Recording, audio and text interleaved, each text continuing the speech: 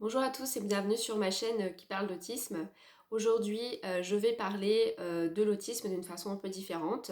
Je vais tenter de changer votre regard sur l'autisme. Donc si vous êtes autiste, cette vidéo pourra vous aider à avoir davantage confiance en vous, davantage d'estime pour vous et à pouvoir mieux vous affirmer. Et si vous n'êtes pas autiste, si vous êtes de la famille ou des amis ou le partenaire, cette vidéo pourra aussi vous aider à mieux comprendre la personne autiste. Si vous êtes médecin, professionnel de santé, cette vidéo pourra vous aider à mieux appréhender votre patient autiste et pouvoir mieux l'accompagner et faire preuve de davantage d'empathie. Donc, cette vidéo, elle est importante pour moi parce qu'en fait, elle fonde vraiment le regard que je porte sur l'autisme de manière générale, la vision que j'ai de l'autisme, la vision que j'ai de moi-même et des personnes autistes et voire même des personnes handicapées de manière générale dans cette société. Donc à travers ma vidéo, je vais tenter donc de faire changer votre regard sur l'autisme et sur la différence de manière générale, en considérant non pas les personnes autistes ou les personnes différentes, hein, on peut aussi le transposer à d'autres situations, non pas comme des personnes à qui il manque quelque chose, non pas comme des personnes à qui il faudrait enseigner finalement les codes pour qu'ils puissent s'en sortir et qu'ils soient adaptés à ce monde. Parce que dans ce cas-là, on met uniquement notre curseur sur les personnes dans la norme et on considère que des personnes dans la norme sont la référence absolue à laquelle il faut se référer, hein. Et dans ces cas-là, on considère que toutes les personnes qui ne font pas partie de cette norme-là, qui n'ont pas ces codes-là, sont donc déficitaires, ont quelque chose en moins, sont incomplètes, et donc voire sont déficientes, voire malades, voire déviantes. Et donc d'ailleurs, à travers ce regard qu'on pose sur les personnes autistes et handicapées en général, on voit bien là le modèle médical qui se dessine. Donc si on sort de ce point de vue, de cette vision, qui en fait n'est qu'une construction sociale, puisque les codes qu'intègrent les neurotypiques sont aussi des codes qui sont construits socialement et sociétalement et qui ne sont pas forcément les mêmes en fonction des cultures et des pays, même s'il y a des choses basiques qui se recoupent. En fait, on se rend compte que les personnes en dehors des normes ont non pas quelque chose en moins, mais plutôt quelque chose de différent de ces personnes-là. C'est pour ça que je dis de changer de point de vue, de se décentrer, non pas de se placer en termes de référence absolue, je suis la référence et les personnes qui ne sont pas dans mes codes finalement sont des personnes handicapées, malades, etc. Voir que les autistes ont aussi des choses en plus et ont donc une richesse qu'ils peuvent même transmettre aux personnes dans la norme dominante, qu'ils peuvent même enseigner aux personnes valides ou neurotypiques. Donc le problème, comme je l'ai déjà expliqué, c'est qu'on se réfère uniquement du côté des personnes neurotypiques, du côté du point de vue des personnes neurotypiques, dans un monde pensé par et pour les neurotypiques. Et donc dans une vision de l'homme, on parle d'anthropologie, qui finalement nie la richesse en quelque sorte qui constitue la différence, même si c'est pas le discours qu'on avoue collectivement, consciemment, c'est un peu le discours qui nous est quand même adressé à tous et à toutes, de manière indirecte. On voit bien comment on considère, comment on met à l'écart toutes les personnes qui ne font pas partie des normes dominantes, comment on les marginalise, voilà, et comment elles-mêmes, elles l'intègrent et elles se marginalisent d'ailleurs toutes seules. Donc, non pas comme quelque chose qui serait négatif, mais plutôt dans une vision de l'homme, dans une anthropologie qui, plutôt que de faire une hiérarchie entre les êtres en fonction de ce qu'ils sont capables d'être et de faire, de produire, plutôt de considérer que les personnes différentes sont une richesse et même un atout pour la société. Puisque de toute façon, cette vision qui considère qu'on a des codes à intégrer tous et toutes et qu'on a finalement une seule vision du monde, une seule vision de l'homme, c'est un piège posé à tout le monde. Puisque de toute façon, ces codes-là sont artificiels et puis aussi parce qu'en fait, ça exclut beaucoup de monde, beaucoup de monde, y compris des personnes valides qui peut-être à un moment donné ne vont plus l'être parce qu'elles sont malades, parce qu'elles ont un accident, parce qu'on leur découvre une neuroatypie ou une pathologie diverse. Donc finalement, cette vision de l'homme valide est quand même très fragile, très poreuse et elle exclut beaucoup de gens et elle est instable. Donc si on change de point de vue, si on se décentre totalement, c'est là qu'on peut considérer l'autisme différemment, autrement. En sortant de la vision médicale et pathologisante de l'autisme, qui considère que les autistes ont un trouble, même si je sais que c'est comme ça qu'on parle de l'autisme, trouble du spectre autistique, et je sais que c'est comme ça qui est décrit dans le DSM, le manuel de psychiatrie de référence. et plutôt en interrogeant la personne autiste, et non pas plutôt, pardon, en considérant la personne autiste en interaction avec son environnement, qui la met en situation de handicap, même si je suis beaucoup plus d'accord avec ce modèle que le modèle médical, mais plutôt, donc c'est pas ça non plus, c'est plutôt accepter de plonger vraiment dans un autre univers que le sien, accepter de se décentrer et de se décoller de toutes ces croyances finalement, de tout ce qu'on a intégré de manière, enfin sans s'en rendre compte en fait. Donc c'est vraiment un vrai exercice un vrai exercice d'empathie, de vraiment accepter de regarder le monde à travers les yeux d'un autiste, de faire cette expérience en se mettant vraiment à notre hauteur, à nos côtés. Et d'ailleurs, dans une posture d'apprenant, c'est-à-dire qu'est-ce que tu as à m'enseigner sur le monde, qu'est-ce que tu as à m'apprendre de par tes expériences, hein, plutôt que de se mettre dans la posture habituelle qui est celle d'une posture hiérarchisée, où les personnes valides et neurotypiques sont supérieures de fait aux personnes qui ne font pas partie de la norme, et qui se placent donc dans une posture où elles attendent que ces personnes-là viennent les rejoindre, pardon. Donc elles attendent que les personnes autistes intègrent leur code. Elles attendent que les personnes autistes s'adaptent. Elles attendent que les personnes autistes comprennent les codes et les respectent. Sinon, ces personnes sont exclues. Et là encore, je rappelle que ce sont finalement des codes qui ne sont pas forcément bienfaisants, y compris pour les personnes valides, parce qu'on voit le modèle de société dans lequel on est, où il y a quand même beaucoup de fatigue, beaucoup de gens qui n'en peuvent plus, donc on voit bien que c'est un modèle de société qui fait souffrir tout le monde, voilà, mais qui exclut beaucoup de monde, et en particulier les autistes. Et donc cette expérience d'empathie d'ailleurs, on peut la décliner pour plein de situations, de personnes, par exemple avec les enfants. On peut en considérer que on adopte aussi une posture à hauteur d'enfant, où on essaie vraiment de se mettre dans la peau de son enfant, de considérer que l'enfant n'est pas un être inférieur, un être incomplet, qu'il faudrait éduquer, modeler, mais quelqu'un qui a ses propres expériences sur le monde, et que ces expériences ont autant de valeur que celles des adultes, que ses émotions sont aussi intéressantes, aussi riches et profondes que celles des adultes, et que ces enfants ont aussi des choses à nous enseigner sur le monde. Et d'ailleurs, petit aparté, le titre de ma vidéo a été emprunté à un livre que j'ai lu sur le droit de vote des enfants dès la naissance. Je vous assure que quand j'ai lu le titre, au début j'ai rigolé, j'ai halluciné, et en fait vraiment petit à petit, en lisant le livre, j'ai vraiment compris et j'ai vraiment déconstruit des préjugés que j'avais sur finalement les enfants, hein, comme on peut tous en avoir. Et je me suis vraiment du coup mis dans la peau d'un enfant, et j'ai essayé vraiment de comprendre le monde avec ses yeux, enfin à travers le livre. Et d'ailleurs dans le livre il y a une phrase que j'adore qui dit l'enfance, une forme d'expertise sur le monde. Et c'est pour ça que j'ai repris le titre pour les autistes, parce que justement j'ai transposé cette vision-là finalement qui est une vision de l'homme aux autistes. On peut aussi la transposer aux patients, considérer que le patient a des choses à apprendre au médecin de sa pathologie, voyez, ou de sa neuroatypie. Donc c'est vraiment donc une façon, voilà, une posture d'écoute réelle, profonde, qui sert à l'ensemble de la société. Puisque je suis sûre qu'en faisant ça, on éviterait beaucoup de situations de maltraitance, de violence, parce qu'on serait capable de vraiment comprendre l'expérience de l'autre, de vraiment se mettre à sa portée, et surtout de vraiment le croire, hein. On serait dans une société en fait qui ferait confiance à l'expérience de l'autre, qui en tiendrait compte et qui réajusterait, oui c'est ça, son regard, son point de vue au sien, pour construire le monde le plus juste et égalitaire qui soit. Vraiment, plutôt que de tout de suite remettre en question l'expérience de l'autre, ses ressentis, je ne sais pas, par ego, par malveillance, peut-être pas, surtout peut-être par méconnaissance, en tout cas, par manque d'empathie, là encore. Hein, puisque finalement, en refusant la variété des points de vue de tout un chacun, on se prive d'une grande richesse. Et c'est une erreur de croire qu'on sait mieux que l'autre. Même le médecin. Le médecin, il a ses connaissances, il a son cadre, il a sa déontologie.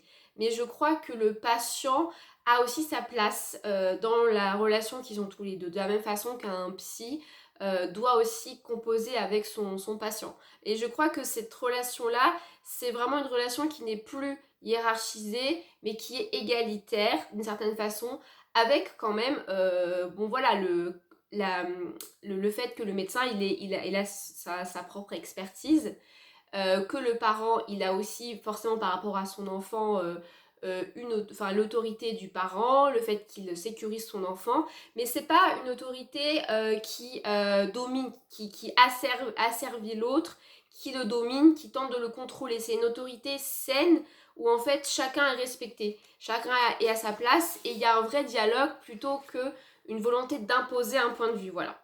Une volonté de le mettre dans une case. Pour mieux pouvoir se débarrasser du problème. Ah ben il est comme ça, et puis voilà, on n'essaie pas d'aller plus loin, d'aller en profondeur, de juger, qui fait que la plupart du temps d'ailleurs, on loupe la rencontre, on loupe l'expérience. Combien de fois il y a des gens qui se sont vus déclarer des maladies, mais après avoir vu 10 médecins, parce que les 9 premiers ne les croyaient pas. Combien de fois, vous avez dû aller voir X psy avant qu'on vous écoute, qu'on tienne vraiment compte de votre histoire, et qu'on commence à comprendre que derrière il y avait peut-être une neuroatypie. Et donc on gagnerait beaucoup de temps si vraiment on faisait confiance à l'autre et si on arrêtait d'avoir ce rapport de méfiance et de défiance à l'autre, de croire que l'autre il veut des avantages, que c'est une mode, que c'est son ego qui parle, que c'est une façon de se mettre en avant, voilà, toutes ces idées qui en fait, je pense quand même, la plupart du temps, sont pas avérées, peuvent l'être, mais pas quand même dans la majorité des cas. Il y a beaucoup plus de personnes qui ne sont pas crues, qui restent dans leurs difficultés pendant des années. Voilà. Donc tout ça pour ramener aux autistes et dire que nous sommes des êtres dignes de valeur, avec des compétences et des connaissances qui peuvent servir à l'ensemble de la société. Nous avons une expérience de la vie qui est riche et complexe, de par la violence systémique que nous subissons à tous les niveaux. Et d'ailleurs, je rebondis sur la fameuse phrase qu'on dit souvent, qu'on me rétorque souvent quand je parle de cette violence dans mes vidéos. On me dit ce n'est pas le monde des bisounours. Et en fait, quelqu'un m'a mis en commentaire une réflexion très intéressante, et donc je vous la partage. Hein. Petite phrase qui, soit dit en passant, est là pour minimiser cette violence, comme si elle était normale, acceptable, et que c'était moi le problème qui ne voulait pas l'accepter. Et qui me faisait un peu passer pour la grande naïve. Un peu, voilà, tu vis dans le monde des bisounours, dans le monde des petits oiseaux qui volent. Voilà. Et en fait, une personne en commentaire m'a dit, mais ce sont eux les naïfs, puisque la naïveté se situe bien davantage du côté des personnes qui trouvent cela normal et qui n'ont surtout aucune idée de tous les obstacles que nous devons contourner pour espérer avoir une vie décente. Que la naïveté, elle se situe bien davantage du côté des valides et des neurotypiques qui prennent leurs expériences, leurs ressentis, leurs perceptions comme universelles et qui dénient les vécus différents des leurs, qui ne se rendent même pas compte du système d'oppression dans lequel ils sont et qui les touche tout autant que nous, peut-être beaucoup moins, mais qui les touche aussi, qui les concerne aussi, qui ne se rendent même pas compte qu'eux-mêmes perpétuent ce système de domination en discriminant plus ou moins consciemment, plus ou moins directement.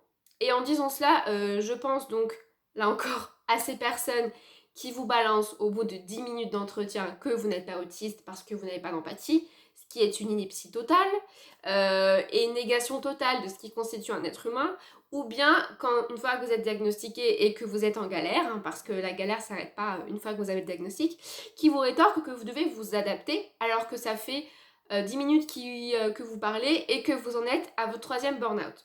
Vous voyez, c'est ça le problème d'écoute, c'est ça le problème de changer son regard.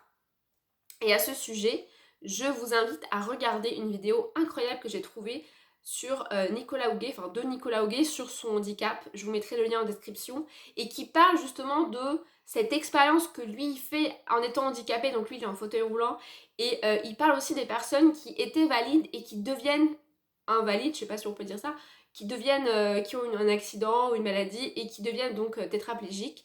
Et la façon dont en fait il rentre dans cet univers-là, l'univers des handicapés, avec toute la galère que ça recoupe. Et vraiment, cette vidéo pépite, hyper intéressant. Donc, nous sommes riches d'expérience.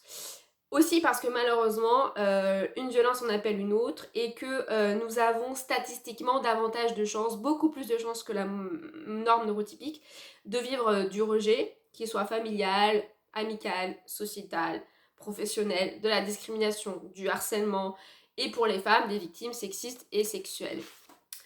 Donc, considérer que notre regard sur le monde est important et utile, ça permet aussi de prendre le pouls du monde dans lequel nous vivons et de ses dysfonctionnements pour justement pouvoir les pallier, pour apporter des réponses constructives pour l'ensemble de ses citoyens.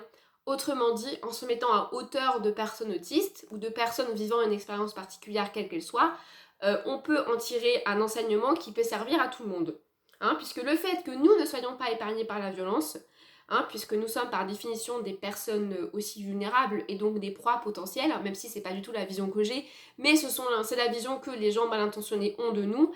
Ça permet donc de voir le monde tel qu'il est de manière brute et donc de sortir de l'illusion, voilà, de sortir du monde des bisounours justement, ou du mythe de la caverne en fonction de ce que vous préférez comme image, pour voir le monde tel qu'il est, poser des mots sur ce qui est sur les expériences de chacun, sur cette violence et pouvoir ensuite trouver des solutions donc pour tout le monde. Voilà. Mais deuxième point, notre expertise sur le monde, elle vient aussi directement de nos particularités autistiques. Je m'explique. Donc ces particularités autistiques du coup ne seraient plus là encore des tares, des difficultés, un trouble, des choses à soigner, mais des vrais atouts pour justement avoir une vision du monde qui soit enrichissante. Par exemple, nos particularités sensorielles qui permettent de dénoncer la surstimulation dans certains lieux publics et qui coûtent à tout le monde. Pour les personnes handicapées, ça les exclut, enfin les autistes, mais en réalité, personne n'adore être être bombardé de musique quand il va à la station-service ou avoir des pancartes avec des lumières partout quand il va faire ses courses. Personne.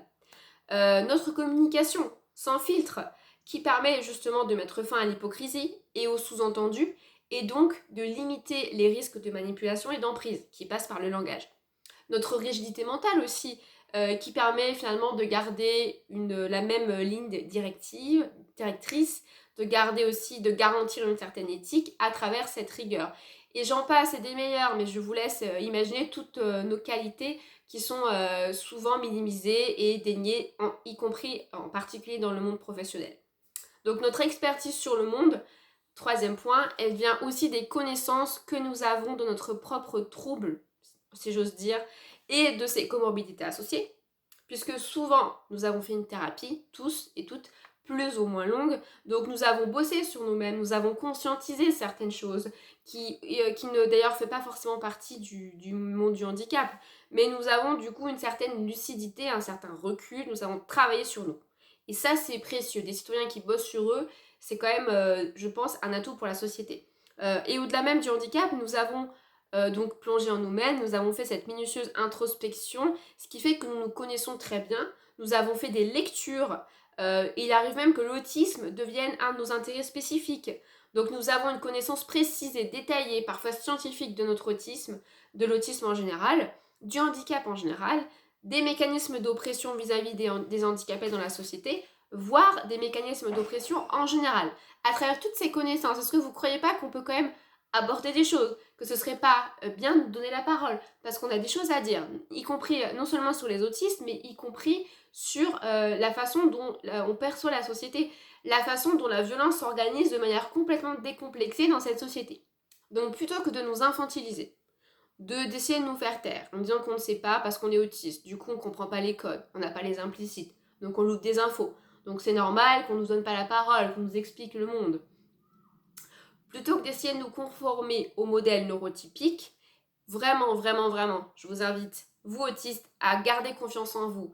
Ne pas vous laisser manipuler parce que vous êtes le premier expert de vous-même et pour les autres, de vraiment se mettre à notre hauteur, de vraiment nous poser des questions et d'écouter nos réponses, de ne pas nous juger et d'essayer vraiment de considérer que vous n'êtes pas, entre guillemets si j'ose dire, et pardon de dire comme ça, vous n'êtes pas le centre du monde, nous non plus.